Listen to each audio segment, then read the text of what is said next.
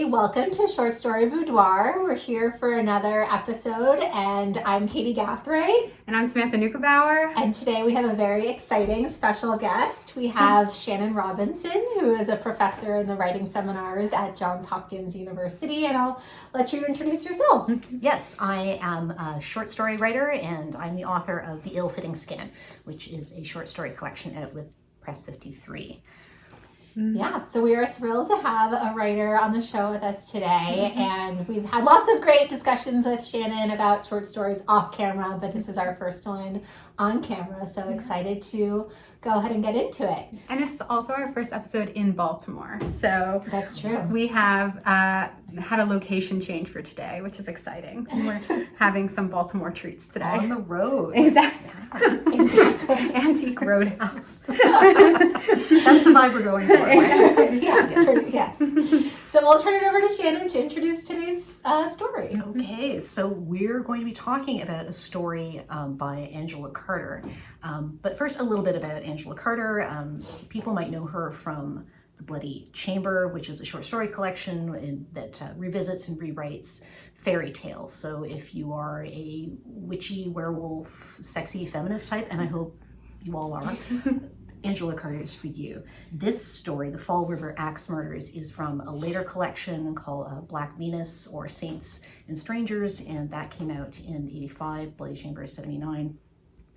In this story, Fall River Axe Murders, it cleaves somewhat to historical records. So you could describe it as metafictional historical in its genre.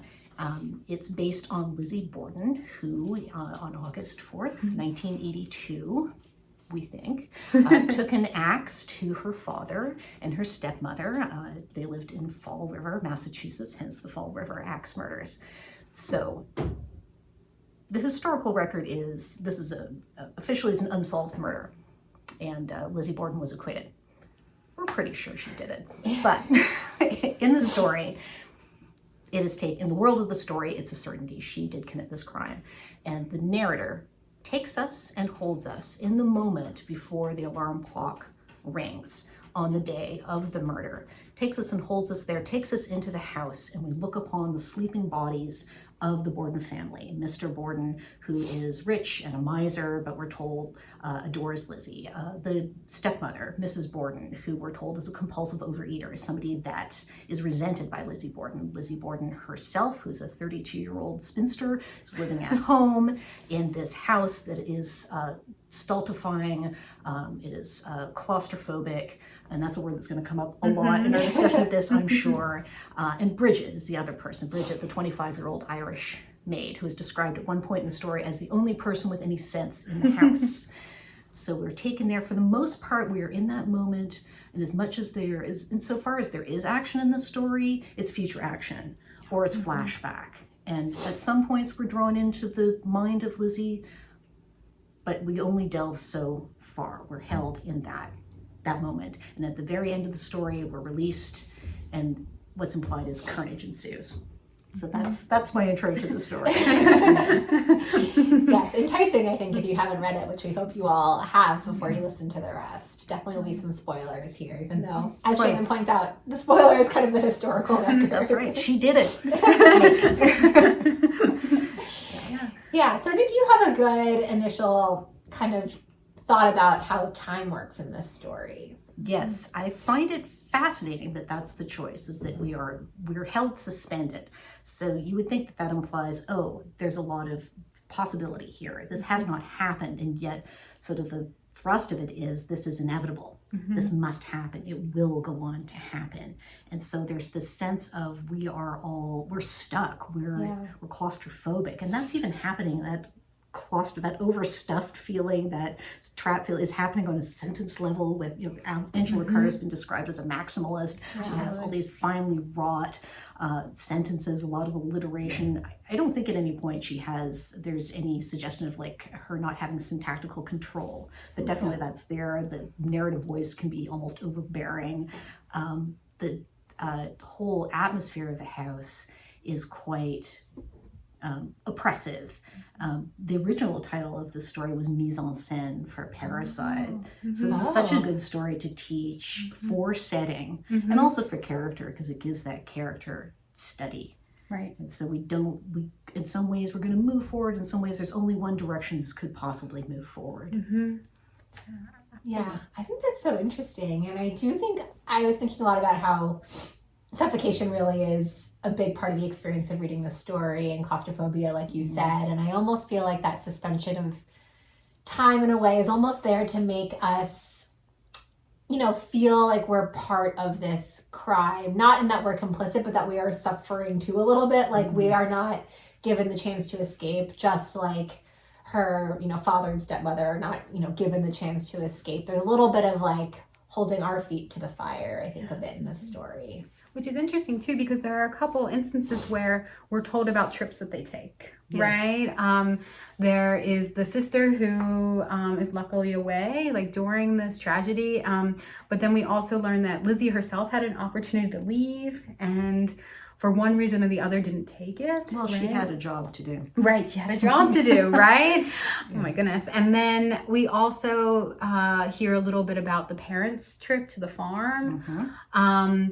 And yet those vacations don't seem to stretch the world for me when I'm reading it. And that in itself is interesting, because it's almost like there is no relief. Like whatever has happened to the people in Fall River is in their bones now. Like they carry their house with them, almost like hermitcrabs or something, you know, and then come back. And there's emphasis that trip, the Europe tour that she does with all the other little spinsters, it's a return trip. She must come back. She must return to this fate and then be sealed back within the house. Right. Like a yo-yo. Because you can see in any other story, or maybe not any other story, but another version of the story could say, wow, that's so interesting that Lizzie Borden went on a trip with a bunch of girlfriends to Europe. Like, let's dive into that. Like, there must be some interesting moments that happen there. But of course, the story is more interested in dangling that than kind of diving in and kind of breaking the spell of suffocation in a way. Yeah. It actually also made me think of the Age of Innocence a bit, because I think, you know, the time period is similar in how, of course, I think they were a bit more wealthy, the main characters in that, but that they would go to Europe, and it was commonly understood that you didn't bother like other American tourists while you were in Europe. And that what then happened was people would almost sometimes have these experiences where they were just isolated with like the folks they had traveled with, and then would return. But there were codes, I guess, from the continent. I mean, codes from our continent that followed them to this other continent. That is interesting. Everybody would have their Baedeker in hand, their tour guide. Exactly. Certain things that you were supposed to do, and you traveled in your bubble, and then you returned intact within your bubble. Yeah, absolutely. Stay in your lane. Yeah. I mean, I'm curious what all of this kind of adds up to for you all, because I think in some ways the suffocation makes us naturally sympathize a bit with Lizzie, right? And I think the story is interested in some level on humanizing Lizzie Borden, right? And really bringing us into her world. And yet I don't feel like the story is trying to acquit her. I don't feel like the story is trying to make her likable. You know, I don't think the story is trying to do anything simple along those lines. And so I'm curious about what you all think about Carter's choice to, again, kind of make her world more relatable and yet also kind of keep her at a distance from us. Yeah, she at one point is described as "look at the sleeping beauty," which is such a cruel thing to say, having followed on the description of her being very plain, as having sealed her fate, is that she has failed in the marriage market and therefore is sealed within this. There's such I mean, sometimes the narrative voice almost seems bullying in how it approaches all the players within this house, that the Mrs. Borden, Mr. Borden, they're reduced to these caricatures, these vice figures. And in those moments I wonder, is this actually attaching in some secret way to Lizzie? That this is her exaggerated feeling about her parents, her father and her stepmother. But is it also, maybe it's even an uncharitable outsider's view of Lizzie that's oppressing her as well? That's interesting. That is interesting, because I think there's a way that she's a girl still, and that when you're a girl and you're part of that family unit, at least in my case, and I think many cases, you know, you can be terribly embarrassed by, say, your mother. But if things kind of go well or normal, you kind of grow out of it a bit, hopefully. But she like never gets that chance actually to kind of grow out or grow up. So maybe that kind of attachment to her parents as like representatives of the self is still very fastened in her brain a little bit. And you're right, I do think the descriptions of the parents, especially the mother, were harsher than I expected when I first read this, for sure. Or stepmother, I should say, actually. Yeah, and there, right? And there are two versions of the story. There's a longer version that's in the anthology. There's a shorter version that came out when it was first published in the London Review of Books. And in the longer version, there's more emphasis on her resentment of her stepmother. We have more of a description of her resenting watching her eat, that she feels she eats too much, and also they think, she and her sister think, that she's going to eat up the inheritance, she's going to eat up everything, eat up the house. And so we get more emphasis on that. And that was released after the longer one? That was after the longer one, I believe. Yeah. Well, that's interesting, because that actually leads me to a question I had, which was about concerning the real estate of the story and how Carter chooses to delve into potential motives, like how much she's interested in motive, first of all, and not motive in the academic sense, like why Lizzie has killed her family. And how I saw it, there were like three that she was sort of raising. The one being kind of just that asphyxiating, oppressive environment that you described in the beginning. The second being mental illness. And I really, and I think it's from the longer version that I read, is where she talks about like the over clarity of the mind that would come upon her. And there's a conversation she has with a kind of a flat secondary character called Miss Russell, where we learn that she's sort of starting to put together things that are happening out in the world that don't necessarily connect, that are a little bit random. And it made me think of that idea of delusions of reference, where people are pulling things together that don't necessarily connect, a little bit of grandiosity there. And then the third idea being that resentment towards the stepmother, and how in at least in the shorter one, it feels very much centered on like that particular event with the pigeons. But then in that longer one, like you said, we get a little bit more that maybe the gold mother or the stepmother's a bit of a gold digger. Yeah. And this whole story ripples with kind of class issues and dynamics, though that's definitely not necessarily the focus. So I'm curious what you both think about like these three motives. If you see a different one, or if you see one that Carter is particularly interested in. She seems less interested in the financial motive earlier on, but then sort of reintroduces it. I mean, there is a moment at this really fascinating moment where she says, there was another man in the house, John Vinicum Morse. Oh, yeah. Let's write him out of the script. He's irrelevant. We want to concentrate this down to its most heightened emblematic effect, she says. But actually, historically, he was really important because he was there to discuss money. He was there. He was her maternal aunt, Lizzie's maternal, uncle, and he was there to discuss property with her dad, and both the Borden sisters were quite resentful about money and land that was being passed on to her stepmother's family. So he is relevant, but in this telling and in the shaping of the story, that's kind of shunted to the side, and we kind of get, we don't get that same emphasis. I mean, but she also seems to be interested in Lizzie having these fugue states, that eerie line. Lizzie is not herself today. She splits in two and she watches herself, and it's almost as if she's watching herself be a character in the story. Absolutely. I mean, the whole story, it made me think a little bit about Rosencrantz and Guildenstern are dead. That she too is a character who's conscious of herself as being a character, that she's been sort of like turned into this object, this emblem. At one point she's compared to, like St. Catherine with her wheel, she's Lizzie Borden with her axe.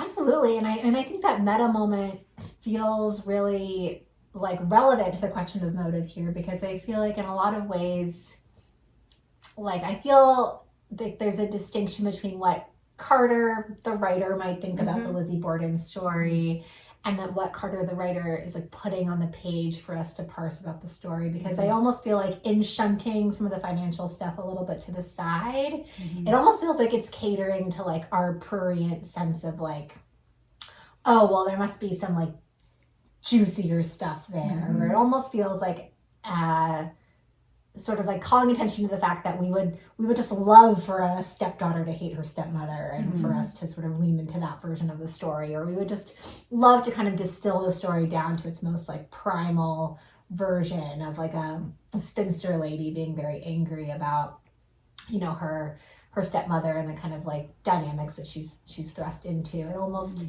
it feels to me like we are kind of being poked for like our readerly interests a little bit, whereas like in real life, I guess I do assume that there were just many boring and non-boring reasons for why she may have done this. Yeah, absolutely. I think that's a great point. And I think that the idea of the mind and what is immaterial feels more fascinating in a way to kind of delve into, whereas material concerns and these economic concerns feel more in the realm of the father. You know, they're part of his character arc in a way.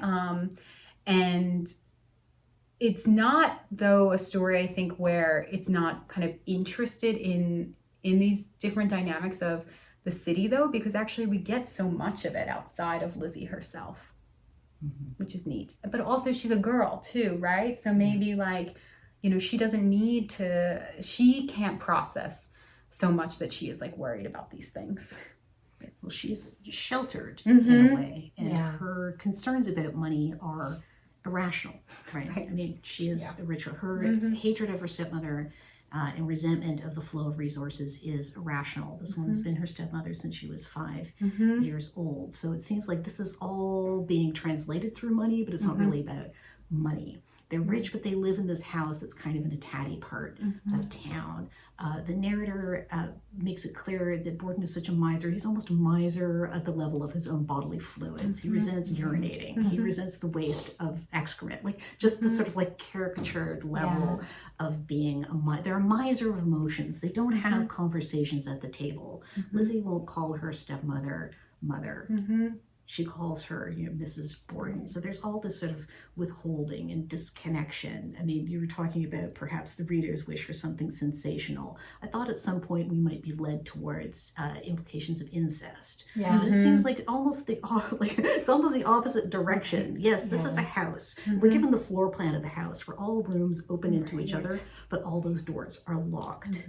There are these boundaries, and yet somehow they can't come across those boundaries in a way that is healthy and nurturing to anybody. I found that the floor plan alone, like that, and the fact that everybody is living in each other's pockets, or the correction of that, they're all living in Mr. Borden's pocket. We're spared nothing. You know, on the day of the murder, all the chamber pots are brimming. Everybody's had an upset stomach. You know, it's not specified the contents of the chamber pots. That is like the one place where this narrative actually like spares us a little bit of detail. But all of this, like, it's both too close and it's too distant at the same time. The locked, but the adjacency of all those rooms. The twice cooked fish. I keep thinking about that. Without refrigeration. Yes. Yes. And all that detail, all that emphasis on the historical record of, even on the level of like what came in and out of the icebox. We have that, but then we also have it, let's write him out of the script. Right. Let's write him out of the script. Or that, you know, a lot of projection and imagining, but also that fascinating moment of, I can't imagine what those girls would do. In discussing, there's a moment where they're discussing what was happening when the girls were at home and Mr. and Mrs. Borden were out visiting a tenant and some burglary took place. I can't imagine what they would do.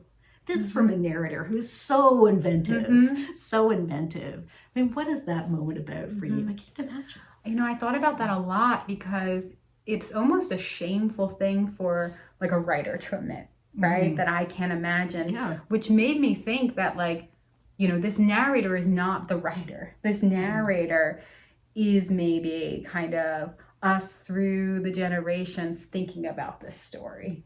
And that speaks a little bit to what you were saying, Katie, about the difference between maybe what Carter's concerns were and what the story narrator's concerns were.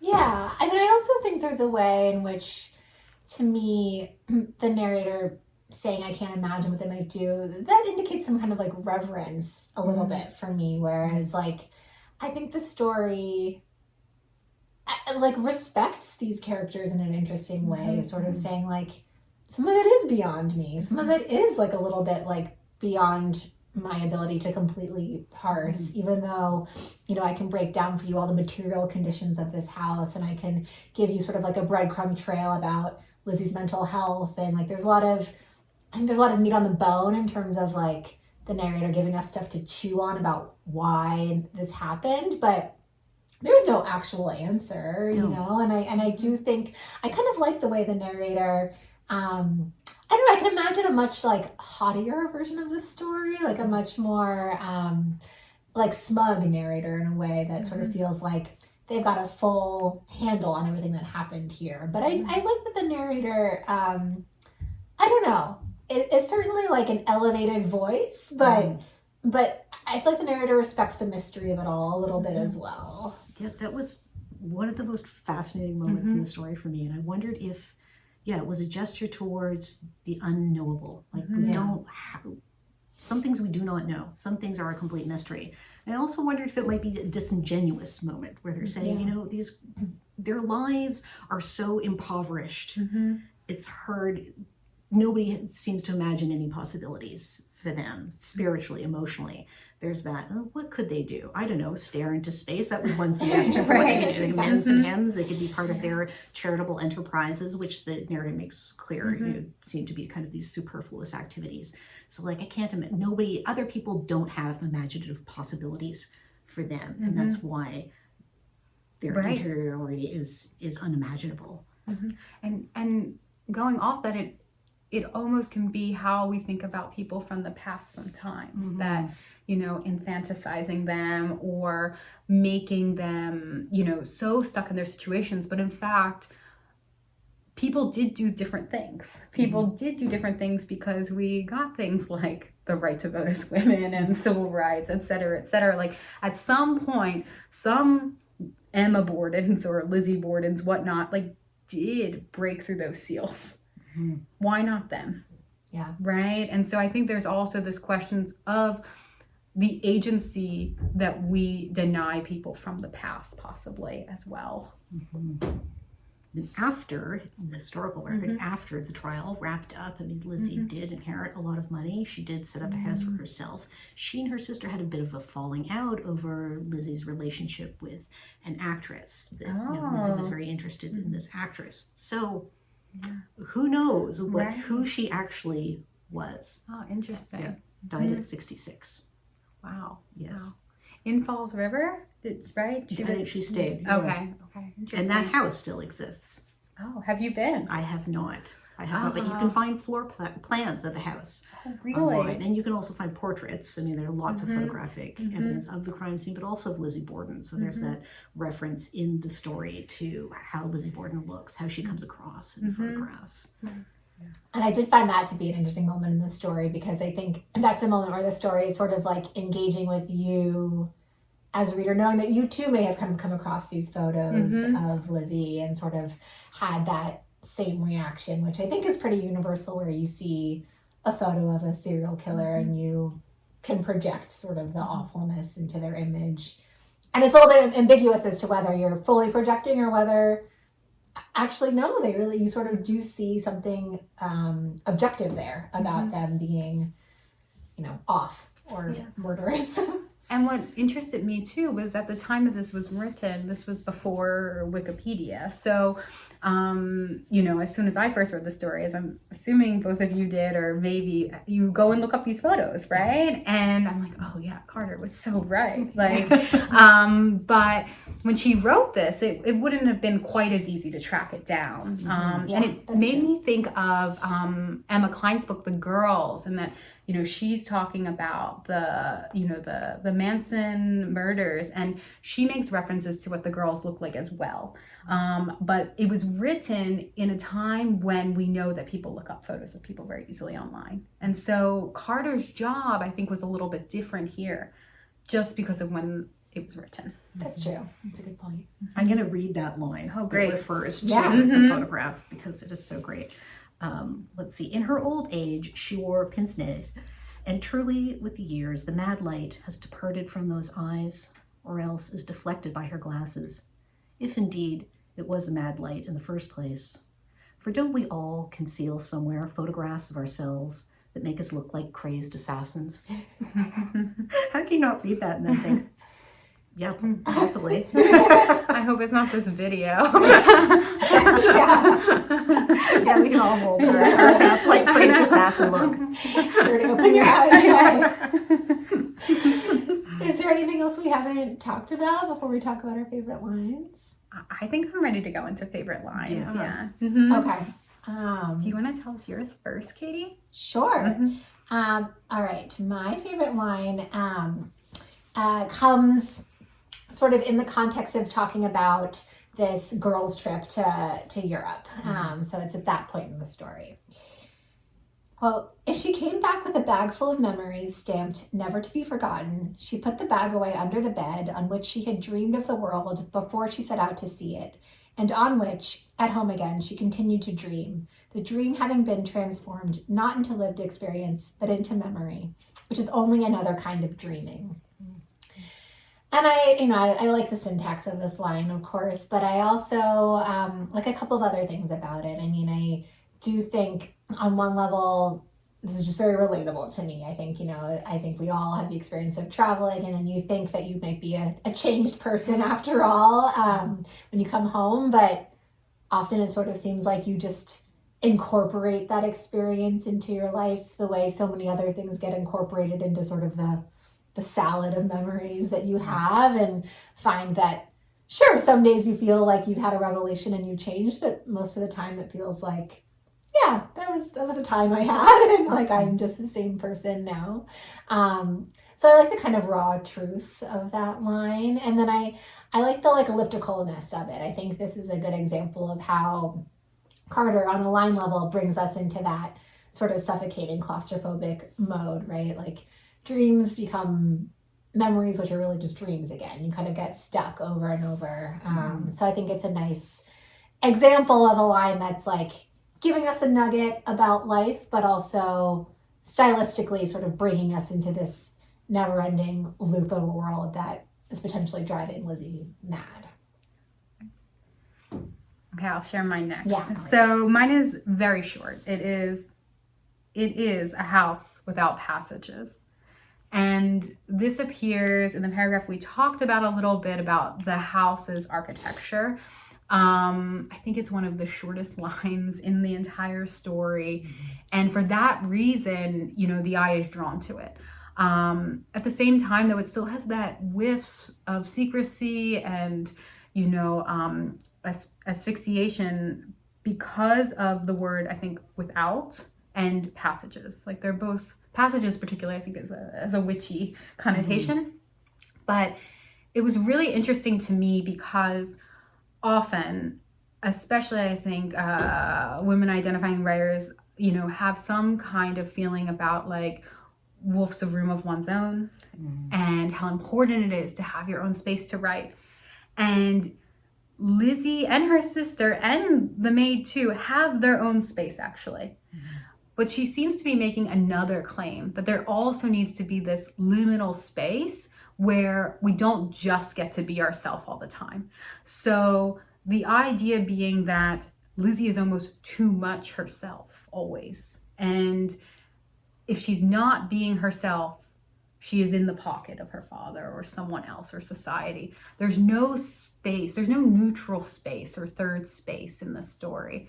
And for me, all of that is almost conveyed in this one line. Yeah, yeah. I mean, we're given a description of her room, we're told she loves that room. Mm-hmm. But then we're also given a description of her making a circuit from around her, those small items of furniture over and over. Absolutely. It's doing her no good. Right, exactly. I mean, it does also sound in a way like a mental institution as well, right? They're called inmates at some point, right? Yeah. And especially during that period, that circuit reminds me of that. Mm-hmm. Mm-hmm. I love the last line of the story. Outside, above, in the already burning air, see the angel of death roosts on the roof tree. I mean, there's been so much emphasis too on this gritty, grotty, historical detail, realism, and yet also there's sort of a sparkling on the edges of the mythic, of lore, references to fairy tales. At one point, Borden is described as death's accomplice, the vice figures, Lizzie as a saint. And then the very end comes down firmly on that the angel of death is peeking in through the windows, ready, ready to step up to that role. Yeah. There's words too, like roost and root tree. Is a root tree a type of tree? Yeah, like roof tree. Roof tree. It's on the roof tree, and the angel of death roosts. So this is sort of like revenge for all those doves that were slaughtered. Oh, right. Roosts. And see. We've been, every now and then the narrator has said, come look. And if the lights were on, you'd be able to see on the carpet. What a strange thing for the narrator to say, to sort of like step back that omniscience, but also to make us feel like we're ghosts moving through this space. Yeah, like tourists. Yes, we're tourists / haunting. Yeah. Haunting is the right word. Absolutely. Yeah, it's a great final line. Well, thank you for discussing the story with us, Shannon. Thanks for having me. It was a lot of fun. We hope you come back again, or we'll come to Baltimore again. That would be great. And off camera is Aubrey. Yes. Hopefully the audio picked up the meow. Is very happy to say mascot. We can add a picture of her for our newsletter. So awesome. Thank you so much, everyone. We hope you read this story. Yes. Yep. Thanks, everyone. Bye.